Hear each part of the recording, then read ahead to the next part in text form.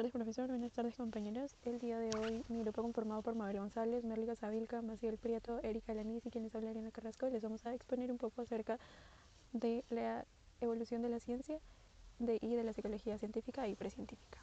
Le doy el paso a mi compañera para que comience con la exposición. Muy buenas tardes, mi nombre es Merlita Sabilca Contreras y les presento el tema de la prehistoria de la ciencia. Comprende desde la aparición del hombre hasta el momento en el que se utilizan las primeras rasgos de escritura. Paleolítico, periodo comprendido desde la aparición del hombre hasta 9000 años antes de Cristo y se desarrolla en varias partes, Asia, Europa y África. Mesolítico, periodo intermedio entre paleolítico y neolítico. El hombre aprende a realizar la elección de los minerales y comienza a utilizar los metales y a este se le denomina edad de los metales. Edad antigua. Primeras civilizaciones urbanas hace aproximadamente unos 5000 años, a las orillas de estos ríos que eran muy fértiles, lo que ayuda a provocar un gran desarrollo de la agricultura, de irrigación y crecimiento. Edad antigua. Primeras civilizaciones urbanas hace aproximadamente unos 5000 años. Las orillas de estos ríos eran muy fértiles, lo que provocó un gran desarrollo de la agricultura de irrigación y crecimiento económico.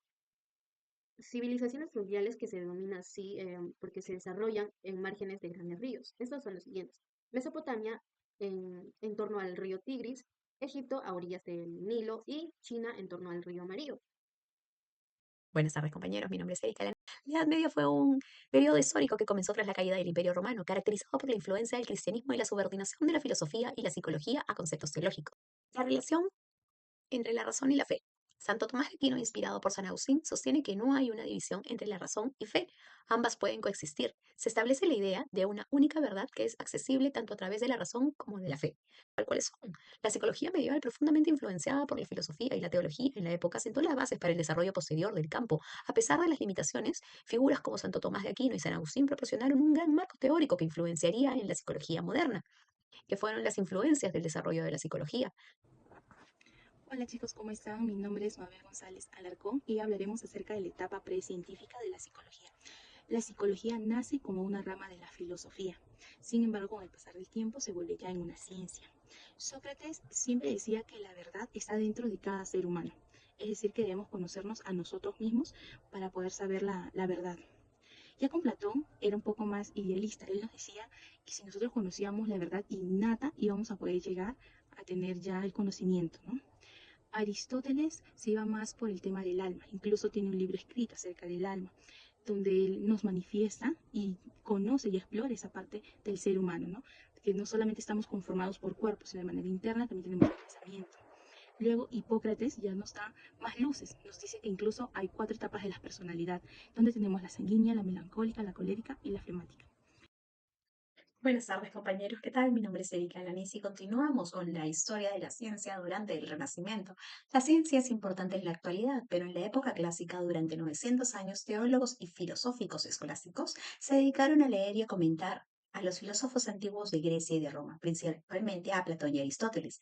A pesar de las cuestiones políticas como el avance del Islam, las cruzadas, el comercio con el Oriente, un mayor número de escritos griegos fueron accesibles a Europa occidental. El Renacimiento significó un nuevo nacimiento y vuelta hacia la antigua ciencia, con cambios notables y perspicaces, como un regreso al conocimiento y valoración de la naturaleza y el conocimiento del hombre, estudio crítico de los textos de los filósofos y científicos griegos y latinos, y rescate de la parte medular del cristianismo. El Renacimiento tuvo una gran influencia en la ciencia. Los científicos de la época se basaron en la observación y la experimentación para aprender del mundo, en contraposición a la teología y a la filosofía que predominaban en la Edad Media. Galileo Galilei, por ejemplo, usó el telescopio para observar los cuerpos celestes y demostró que la Tierra no era el centro del universo, lo que desafió la teoría de la Iglesia.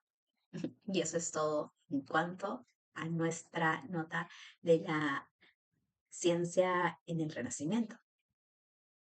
Buenas tardes, de nuevo aquí Ariana Carrasco. Me tocó exponer la parte de la evolución de la ciencia en la edad moderna y la edad contemporánea. En los siglos XVI y XVII, a inicios de la Edad Moderna, se formaron nuevas ideas y conocimientos en matemática, física, astronomía, biología y química. La revolución científica se inició en Europa al final de la época del Renacimiento y continuó a través del siglo XVIII, influyendo en el movimiento social e intelectual conocido como la Ilustración. Es considerada una de las 3 revoluciones más importantes de la historia de la humanidad. y el filósofo e historiador Alexandre Koire acuñó el término revolución científica en 1939 para describir esta época. Por último, René Descartes ya hace una separación de cuerpo y alma. Él ya es un poco más profundizado, incluso ya estudia la psicología empírica. Todos estos datos nos llevan ya a una etapa científica de la psicología.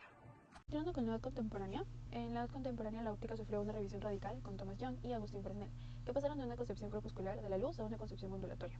La electricidad y el magnetismo se unieron formando el electromagnetismo. La relación entre el maquinismo de la primera revolución industrial y la ciencia de la termodinámica no fue de ningún modo la de un principio. Del principio científico que se aplicaba a la técnica, sino más bien al contrario. A finales del siglo XIX se descubrieron nuevos fenómenos físicos, las ondas del radio, los rayos X y la reactividad. Se descubre en el siglo XIX la casi totalidad de los elementos químicos, permitiendo a Mendeleev el diseño de la tabla periódica que predice incluso los no descubiertos, y se crea la química orgánica. La fisiología abandonó la teoría de una generación espontánea y desarrolló las vacunas. Se abandonó el vitalismo a partir de la síntesis de la urea, que demostró que los compuestos orgánicos podrían obtenerse por puras leyes físico-químicas, como los compuestos presentados de una forma inaplicable. ¿Qué hubo de esperar al siglo XX para que, tras reelaborarse, fuera recibida por la comunidad científica y desarrollara su potencialidad? Y la democratización de la enseñanza tuvo un papel capital en el desarrollo de la ciencia y las técnicas en el siglo XIX. La profesionalización de la ciencia es una de las transformaciones más notables en la edad contemporánea. Gracias. Bueno, soy la Lola Maciel Prieto y me tocó exponer sobre los inicios de la psicología como ciencia. Podemos decir que la psicología como ciencia surge en el siglo XIX, en 1879, con Wundt fundando el primer laboratorio de psicología experimental en la Universidad de Leipzig, Alemania. Esta fecha es un referente importante porque es el surgimiento de la psicología como ciencia. Podemos decir que la psicología como ciencia surge del auge de la edad moderna, con las preguntas sobre los astros o cosas lejanas a nosotros, llegando hasta lo más básico, que es como el comportamiento del ser humano. De esas tenemos a su fundador, a Wundt, con el estructuralismo. De ahí tenemos en 1904 el funcionalismo con William James. De ahí tenemos en 1939 la polémica teoría del psicoanálisis con Sigmund Freud. Y en 1913 tenemos a Watson con el conductismo. De ahí le sigue la escuela Gestalt con Wertheimer en 1851. Todas estas corrientes indagan distintos aspectos de la conducta y del comportamiento humano, y muchas han sido polémicas por el método experimental que suelen tener, como tenemos a Freud con su tema de la hipnosis, o por parte de los sueños, que la mayoría tiene evidencia científica, pero algunas también son muy criticadas. Entre estos también tenemos el surgimiento de los test, las mediciones psicométricas para poder ayudar en el desarrollo de la psicología para las evaluaciones.